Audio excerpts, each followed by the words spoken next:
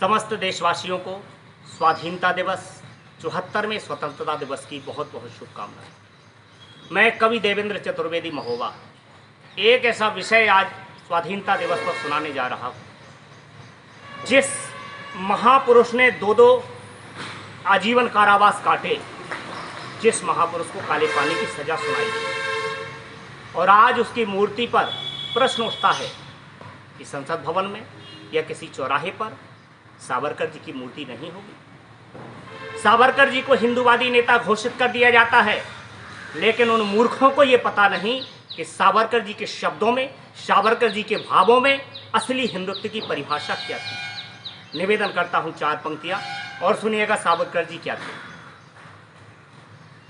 कि जिनकी लहरों में क्रांति डोलती वे ऐसे रत्नाकर हैं, जिनकी लहरों में क्रांति डोलती वे ऐसे रत्नाकर हैं, वे क्रांतिवीर वे युग नायक वे धीर वीर सावरकर हैं, वे क्रांतिवीर वे युग नायक वे धीर वीर सावरकर हैं। अब सावरकर की परिभाषा क्या है जो मैंने निकाली कि सावरकर माने तेज पुंज, सावरकर माने तपधारी, सावरकर माने तेज पुंज, सावरकर माने तपधारी, सावरकर माने सहन शक्ति, सावरकर माने चिंगारी, सावरकर माने देशभक्ति, सावरकर माने उपकारी, सावरकर माने युद्ध घोष, सावरकर थे गर्जनकारी, सावरकर माने युद्ध घोष, सावरकर थे गर्जनकारी।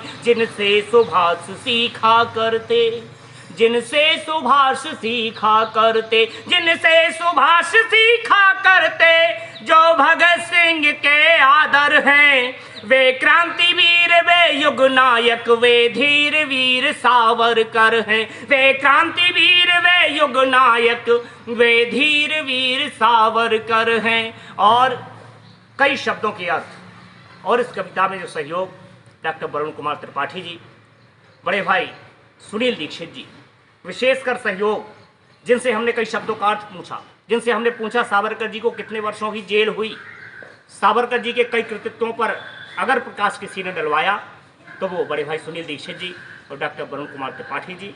उनको प्रणाम करते हुए अगली पंक्तियां पढ़ता हूं कि काला पानी भी सावरकर की हिम्मत तोड़ नहीं पाया, काला पानी भी सावरकर की हिम्मत तोड़ नहीं पाया, अंग्रेजी अत्याचार दिशा योद्धा की मोड़ नहीं पाया, दो आजीवन कारावासों से भी ना भयभीत हुए, कितने भी हुए प्रताड़ित पर भारत माता के मीत हुए, सन 57 को मुक्ति सहर, सन 57 को मुक्ति समर कहने वाले प्रथमाक्षर हैं, सन 57 को मुक्ति समर कहने वाले प्रथमाक्षर हैं, वे क्रांतिवीर वे युग नायक वे धीर वीर सावरकर हैं। और सावरकर जी का मुख्य उद्देश्य क्या था?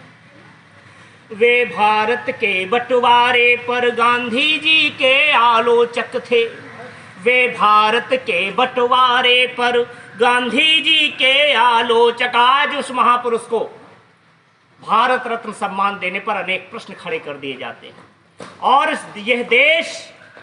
इस देश की माटी पर ऐसे भी लोग रहते हैं जो भगवान श्री राम के अस्तित्व पर प्रश्न उठाकर भी जीवित रह सकते हैं, स्वतंत्र रह सकते हैं।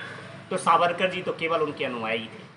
पंक्तियां निवेदित करता हूं कि वे भारत के बंटवारे पर गांधी जी के आलोचक थे, खंडित यह देश नहीं होगा वे कलमवीर उद्घोषक थे, वे राष्ट्र अस्मिता के खातिर, वे राष्ट्र अस्मिता के खातिर हिंदुत्व बचाने वाले थे, भारत स्वाधीन लक्ष्य लेकर राष्ट्रत्व जगाने वाले थे, वे नहीं धरातल तक सीमित, वे नहीं धरातल तक सीमित, वे राष्ट्रवाद के अंबर हैं, वे क्रांतिवीर वे युग नायक वे धीर वीर सावरकर हैं।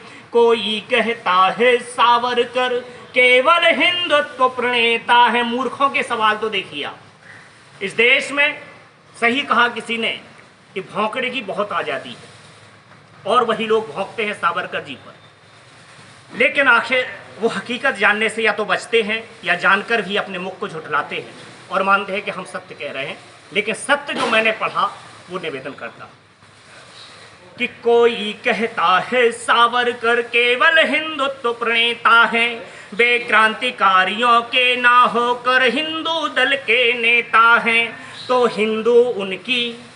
हिंदू उनकी दृष्टि में फिर कौन कौन कहलाता। अब सुनिएगा पंक्ति विशेष गौर से। तो हिंदू उनकी दृष्टि में फिर कौन कौन कहलाता था, वह क्षेत्र सिंधु से लेकर सागर जल जिसको नहलाता था। हिंदू तो हिंद निवासी है, कोई भी मजहब वाला हो। हिंदू तो हिंद निवासी है, कोई भी मजहब वाला हो। वह हिंदू होगा जिसके मन में देशभक्ति की ज्वाला हो। वह हिंदू होगा जिसके मन में देशभक्ति की ज्वाला हो। हिंदू कहलाने में कोई धर्मों का है प्रतिबंध नहीं। ये थे सावरकर जी के विचार। हिंदू कहलाने में कोई धर्मों का है प्रतिबंध नहीं। अपनी अर्चन पद्धति बदलो, ऐसा कोई अनुबंध नहीं। अपनी अर्चन पद्धति बदलो, अपनी पूजा पद्धति बदलो, ऐसा कोई अनुबंध नहीं।